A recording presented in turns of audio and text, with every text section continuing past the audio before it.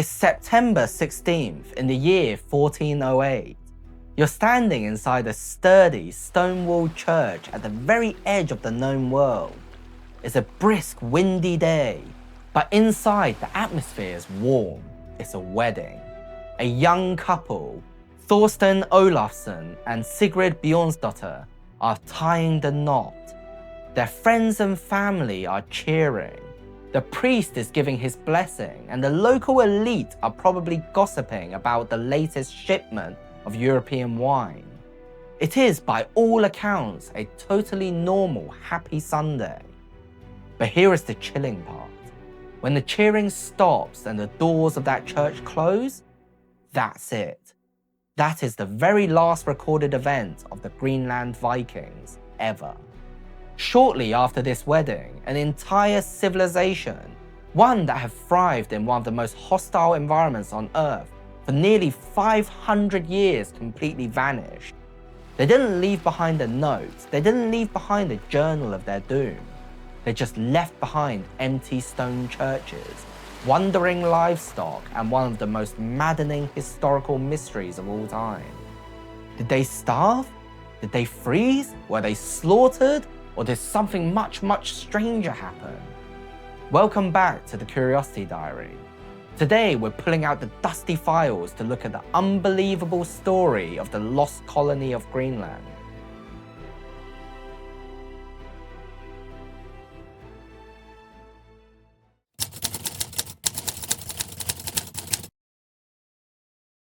To understand how these people disappeared, we have to understand how on earth they got there in the first place. And that story starts with a man who had some serious anger management issues. His name was Erik the Red. Now, Erik was born in Norway around 950 AD, but his family was forced to move to Iceland because his father committed what the sagas politely call some killings. Apparently, the apple doesn't fall far from the tree, because a few years later, Erik also followed in the footsteps of his father and committed some killings. He killed a couple of his neighbors over a dispute involving some borrowed wooden bedposts. Yes, bedposts. For this, the Viking courts exiled him from Iceland for 3 years. So it's 982 AD. Erik is kicked out of Iceland. He can't go back to Norway. So what does he do? He sails west into the unknown frozen ocean. He ends up finding a massive, largely ice-covered landmass. For 3 years, he sails around its southern coast, mapping it out and realizing that in the deep fjords, there are actually pockets of green, fertile land. When his exile is up, Erik heads back to Iceland with a brilliant plan. He wants to start his own colony, where he can be the boss. But to do that, he needs to convince people to leave their perfectly okay homes in Iceland to come live on a glacier. So he pulls off history's very first fraudulent real estate scam. He names this massive icy rock Greenland. And I'm not joking. The sagas literally quote Erik saying that people would be more likely to go there if the land had an attractive name. It was the 10th century equivalent of clickbait, and it worked beautifully. In 985 AD, Erik set sail from Iceland with a fleet of 25 ships packed with men, women, children, horses, cows, and pigs. Only 14 of those ships actually survived the brutal North Atlantic crossing. But the people who made it established 2 main hubs: the eastern settlement right at the southern tip of the island, and the western settlement a few hundred miles further up the coast.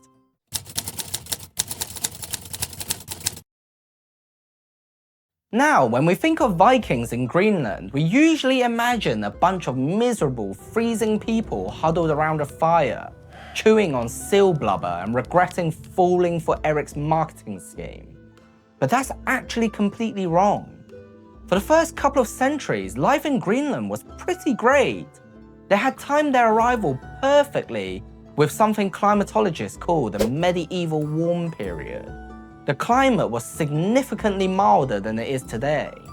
They grew barley, they had massive flocks of sheep, the local lords built massive stone estates. But how did they afford this? Because let's be real, you can't pay for stained glass windows and fancy European wine with sheep wool. They had a secret weapon, the ultimate medieval cash crop, walruses. Back in mainland Europe, the church and the royalty were obsessed with ivory. They used it to carve crucifixes, jewelry, and luxury board games. But the Islamic conquest in the Middle East had completely cut off the supply of African elephant ivory to Europe. So Europe was desperate. The Greenland Vikings looked out at the ice floes and saw thousands of walruses, and they essentially said, jackpot. Every summer, the Greenland hunters would sail hundreds of miles north into a dangerous freezing region called the Northsetter, the Northern Hunting Grounds. They would hunt walruses, extract their tusks, and trade them back to Norway. Greenland walrus ivory became a gold mine. It was insanely valuable. The Greenlanders got rich. They imported the finest clothes, timber for building, iron for tools, and all the religious luxury goods a medieval Catholic could ever want. They were basically Arctic hipsters wearing the latest Parisian fashions while living next to a glacier. At its peak, the Greenland colony boasted around 2,500 to maybe even 5,000 people.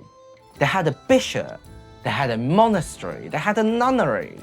They thought they had conquered the edge of the world. But nature has a very funny way of reminding humans who is actually in charge.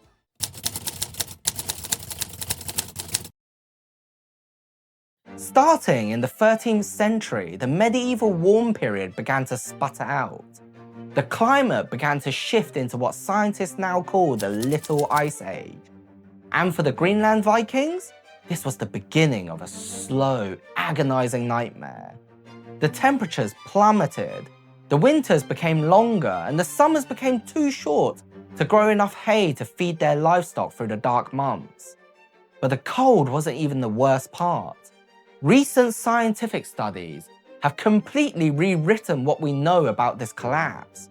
For decades, historians thought they just froze, but looking at the geological record, scientists discovered that Greenland was actually hit by a catastrophic multi-century drought. The grass just stopped growing. And if a freezing drought wasn't bad enough, the sea level was actually rising.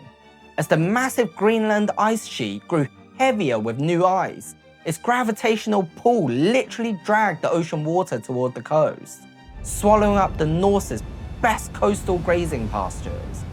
Imagine being a farmer on Greenland.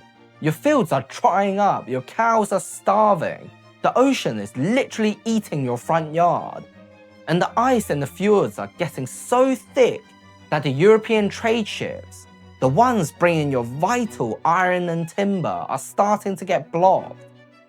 The Vikings were tough. They didn't just roll over.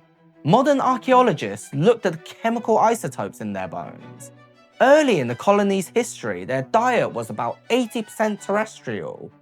Cows, sheep, cheese. But by the 1300s, their bones show their diet was up to 80% marine, mostly seal meat.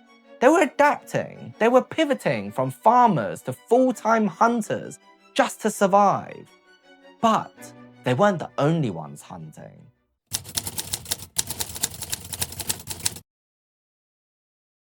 As the ice crept south, it brought something else with it, or rather, someone else. The Thule people, the highly adapted ancestors of the modern Inuit. The Thule had been living in the high Arctic for generations. They had dog sleds, toggling harpoons, and sophisticated skin boats. They were perfectly engineered for the Ice Age.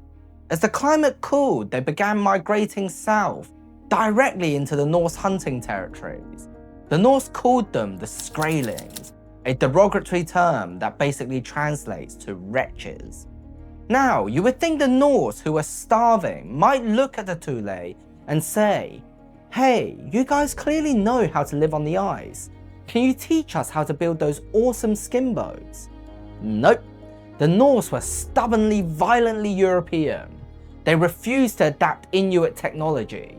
There is zero archaeological evidence of the Norse using dog sleds or Inuit harpoons, and predictably, tensions flared.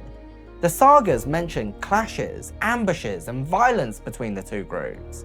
The Norse were heavily outmatched in this environment. They were wearing wool tunics, and the Thule were wearing waterproof seal gut and polar bear fur. It wasn't a fair fight. And then, around 1350 AD, the nightmare became real. The Western settlement, the smaller colony further up the coast, went completely dark. A priest named Ivar Bardason was sent up from the eastern settlement to see what was going on and maybe collect some back taxes. When he sailed into the fjords of the western settlement, what he found was like something out of a medieval horror movie. There were no bodies, there were no signs of a massive battle, there were no burned down longhouses. There was just nothing. Ivar wandered through the farms and found only wild horses, wandering sheep and confused cows. Every single human being was simply gone. Ivar wrote down his accounts, grabbed the cattle, and sailed back south, thoroughly spooked. He blamed an attack by the Thule people, but archaeologists today aren't so sure. If there was a massacre, where were the skeletons? If they starved, where were the bodies in the beds? It looked as if the western settlement had simply packed up whatever they could carry and walked away into the ice. Now the eastern settlement is all alone.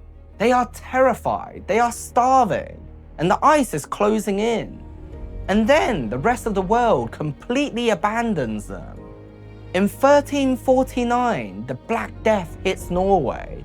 It wipes out half the population of the motherland. Suddenly, the Norwegian crown doesn't have the ships, the men, or the money to care about a bunch of freezing walrus hunters on the edge of the world. To make matters worse, the walrus ivory market completely crashes, and the African elephant ivory trade was back on the market. Elephant ivory is bigger, easier to carve, and doesn't require you to fight a 2-ton angry walrus on a glacier. Overnight, the Greenland Norse lost their only source of income. The trade ships stopped coming. The iron ran out. The Norse were reduced to using bone and stone for tools, effectively regressing back into the Stone Age. But still, they stubbornly clung to their identity. They kept holding Catholic Mass. They kept organizing their society, which brings us back to that breezy September day in 1408. Thorsten and Sigrid get married at Hvalsey Church. The documents are signed, sealed, and shipped off on one of the very last boats to ever leave Greenland for Europe. After that boat sails over the horizon, silence.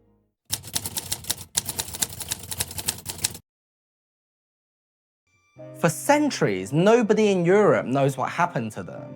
They were completely forgotten. It wasn't until the year 1721, more than 300 years later, that a Norwegian missionary named Hans Egede sailed to Greenland. He went there expecting to find descendants of the Vikings. He thought maybe they had just lost touch, and he wanted to make sure they had updated their Christianity from Catholicism to Protestantism, because, you know, priorities. But when Hans Egede arrived, he found no Norsemen. He found a local Inuit who told him stories of the tall, violent men who used to live in the stone houses long ago. Hans found the ruins of the Hvalsey Church, sitting perfectly preserved and entirely empty, surrounded by howling wind. So what is the answer? What actually happened to the lost colony? For a long time, historians loved the dramatic theories. A massive war with the Inuit, a final desperate stand against Basque pirates who supposedly raided the coast, or that they were completely wiped out by the plague. But the truth, according to modern archaeology, is far more haunting and oddly much more human. There was no sudden cataclysm. There was no bloody final stand at Hvalsey Church. It was just a slow, crushing squeeze. As the environment degraded and the trade ships stopped coming, the young people looked around and realized there was no future here. No iron, no timber, no money. So they did what young people from dying rural towns do today. They left. Slowly, year by year, family by family, they likely packed onto whatever small boats they had left and made the treacherous journey back to Iceland, or perhaps even further west to North America. The older generation probably stayed behind, refusing to leave the farms their ancestors had built, slowly dying out as the winters grew longer. The Greenland Vikings weren't stupid. They weren't just passive victims of the ice. They fought for survival for 500 years. They adapted their diets, they hunted in the darkest corners of the world, and they held on to their culture until the absolute bitter end. The ultimate tragedy of the Greenland Vikings isn't that they suddenly vanished in a cloud of mystery. It's that they fought a brilliant, half-millennium-long war against nature itself. And eventually, nature just won. They simply turned off the lights, got in their boats, and sailed out of history. It really makes you think, doesn't it? We build our massive cities and our global networks completely confident that we are permanent fixtures on this planet. But the empty stone walls of Hvalsey Church are standing out there in the freezing wind right now, a quiet reminder that Mother Nature has a perfect, undefeated record. If you loved this dive into the strange and forgotten corners of history, hit that subscribe button to make sure you don't miss the next story. Until next time, stay curious. I hope to see you in the next one.